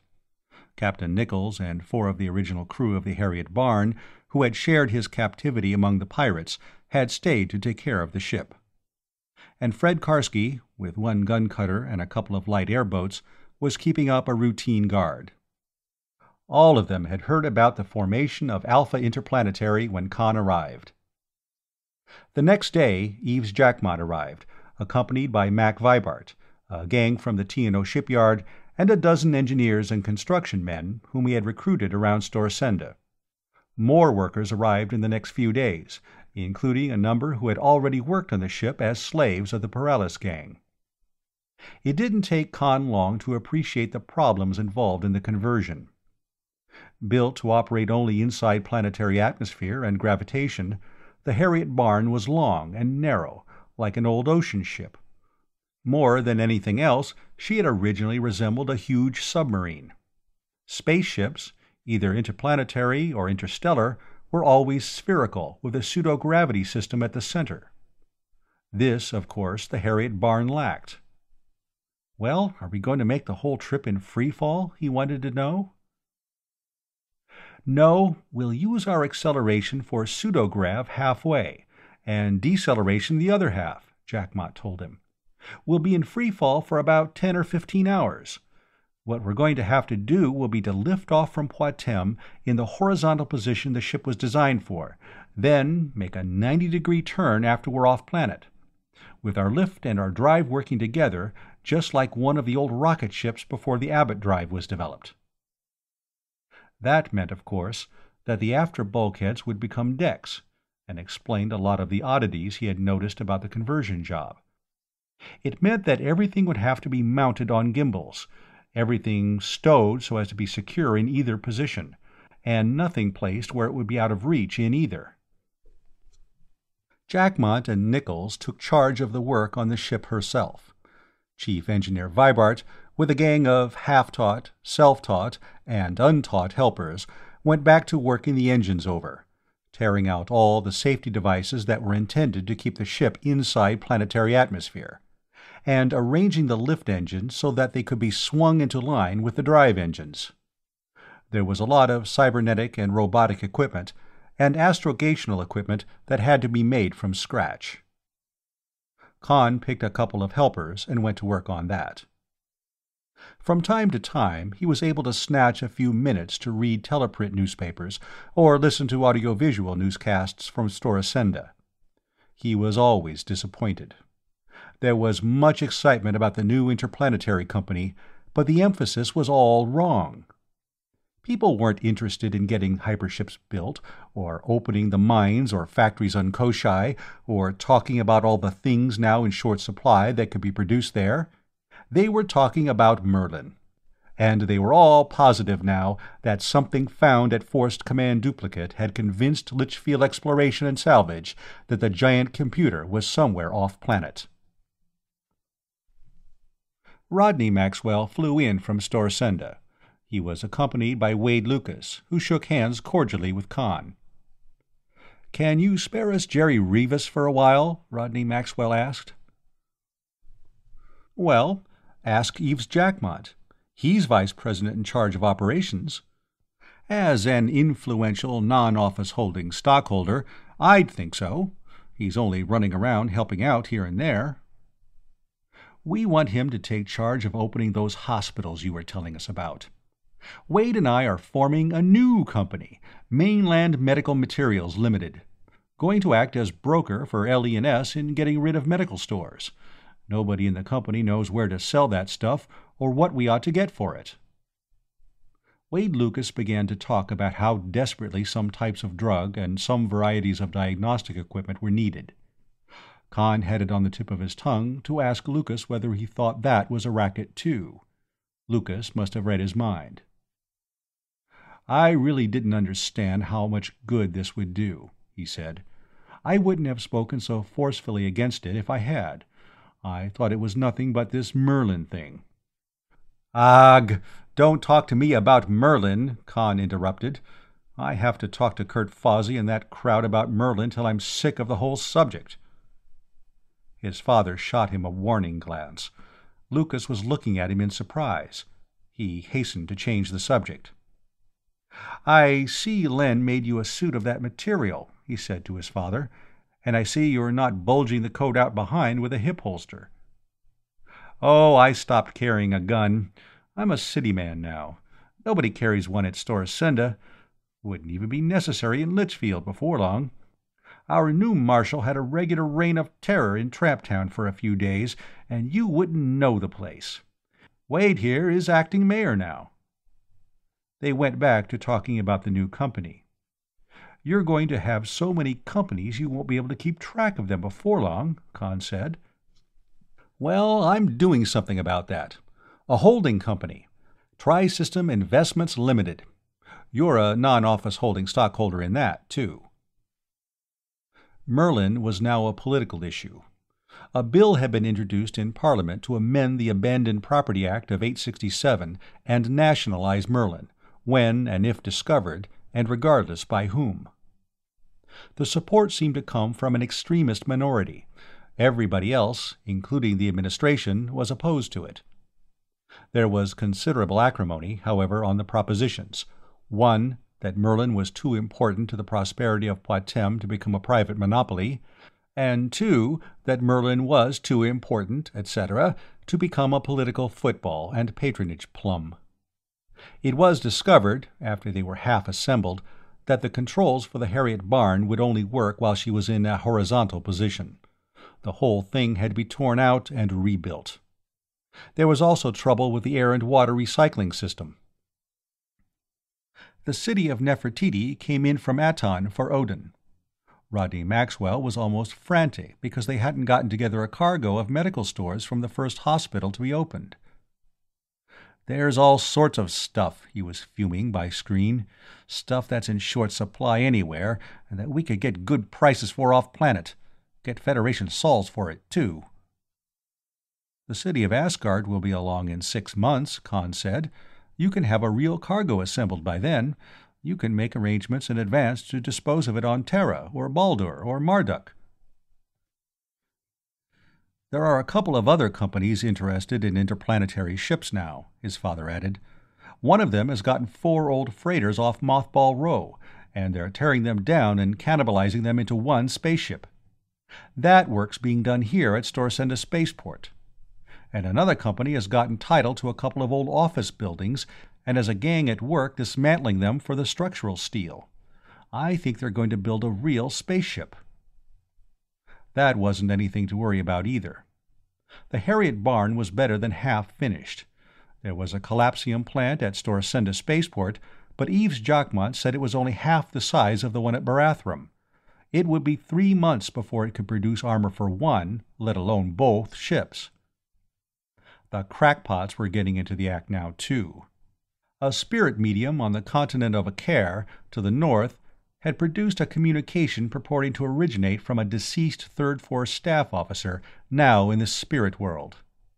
There was considerable detail, all ludicrous to Khan's professional ear. And a fanatic in one of the small towns on the west coast was quoting the Bible, the Koran, and the Bhagavad Gita to prove that if Merlin were ever found, divine vengeance in spectacular form would fall not only on Poitem, but on the entire galaxy. The spaceship that was building at Storsenda got into the news. On screen, it appeared that the work was progressing rapidly. So was the work of demolishing a block of empty buildings to get girders for the second ship, on which work had not yet been started. The one under construction seemed to be of cruciform design, like an old-fashioned pre-contragravity winged airplane. The design puzzled everybody at Barathrum. Eves Jacquemont thought that perhaps there would be decks on the crossarm, which would be used when the ship was running on combined lift and drive. "Well, till we get a shipyard going on Koshai and build some real spaceships, there are going to be some rare-looking objects traveling around the Alpha system. I wonder what the next one's going to look like. A flying skyscraper?" Khan said. "What I wonder," Eves Jacquemont replied, "is where all the old interplanetary ships got to. There must have been hundreds of them running back and forth from here to Janiko and Koshai and Jurgen and Horvendale during the war. They must have gone somewhere." "Couldn't they all have been fitted with Dillingham hyperdrive engines and used in the evacuation?" "Possible, but the average interplanetary ship isn't very big, 500 to 750 feet in diameter. One of those things couldn't carry more than a couple of hundred people, after you put in all the supplies and the hydroponic tanks and the carniculture vats and so on for a 4 to 6 month voyage. I can't see the economy of altering anything that small for interstellar work. Why, the smallest of these tramp freighters that come in here will run about 1,500 feet. They didn't just disintegrate when peace broke out, that was for sure.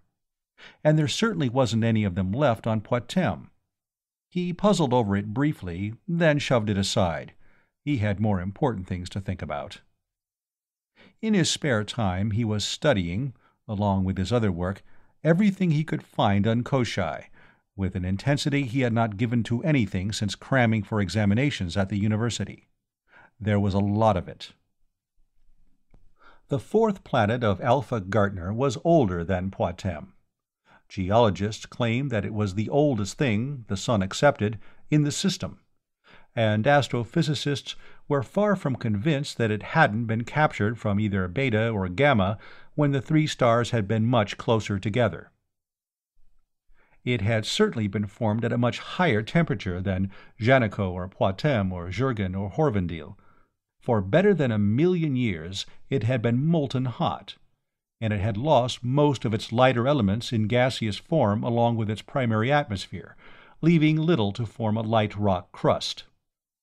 All that had remained had been a core of almost pure iron, and a mantle that was mostly high-grade iron ore. The same process had gone on, as it cooled, as on any Terra-sized planet. After the surface had started to congeal, gases, mostly carbon dioxide and water vapor, had come up to form a secondary atmosphere, the water vapor forming a cloud envelope, condensing and sending down rain that returned immediately as steam. Solar radiations and electric discharges broke some of that into oxygen and hydrogen. Most of the hydrogen escaped into space. Finally, the surface cooled further and the rain no longer steamed off. The whole planet started to rust. It had been rusting slowly for the 1,000,000,000 or so years that had followed, and almost all the free oxygen had become locked in iron oxide. The air was almost pure carbon dioxide. It would have been different if life had ever appeared on Koshai, but apparently the right amino acids never assembled. Some attempts had been made to introduce vegetation after the colonization of Poitem, but they had all failed. Men went to Koshai.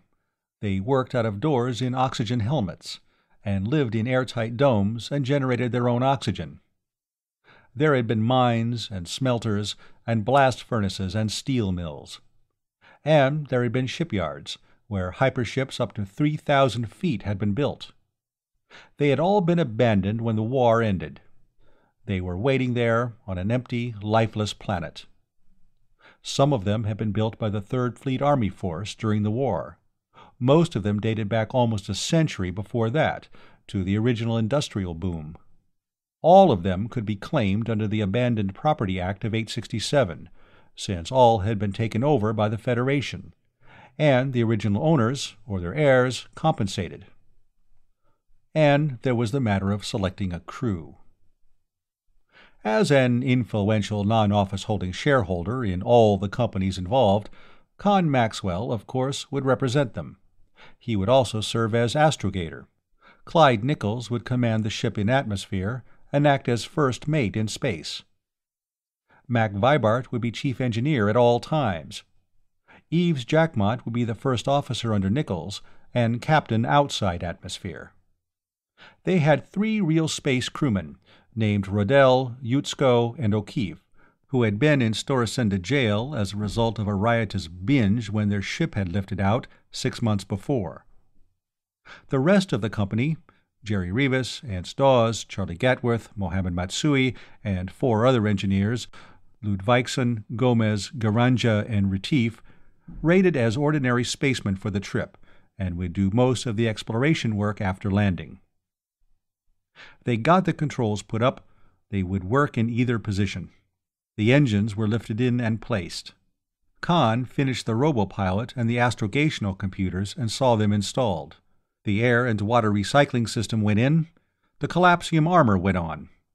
In the news screen, they saw the spaceship in Storacenda still far from half finished, with swarms of heavy-duty lifters and contragravity machiners around it, and a set of landing stands on which the second ship was to be built in the process of construction.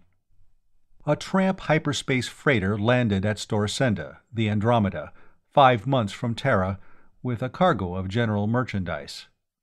Rodney Maxwell and Wade Lucas had assembled a cargo of medicines and hospital equipment which they thought could be sold profitably.